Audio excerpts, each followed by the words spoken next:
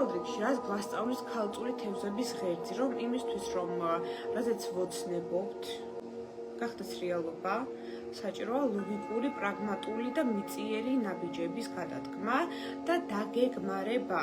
ამას გვასწავლის ეს. ამავდროულად, ეს არის გაკვეთილი თავგანწირვაზე, რომ თავგანწირვა ყოველთვის არ არის სწორი. იმიტომ რომ ეს ქალწული და თევზები ასტროლოგიაში არის ეს კვანძი მაინც დახმარებასთან, სხერპლთან, თავგანწირვასთან კავშირში, ხო, მაგრამ ეს დაბნელებები გვასწავლის, რომ ეს ყოველთვის არ არის სწორი. ამ შემთხვევაში და კარგი არის ამ საკითხში ზომიერება, ხო?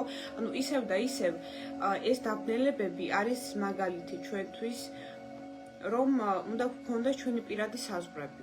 უნდა რაციონალურად ვუყურებდეთ ადამიანებს, მათ მოტივებს, მიზნებს, მათ რეალურ სახეს და ასე შემდეგ, ხო? ანუ საბოლოო ჯამში ეს გაკვეთილები იყო.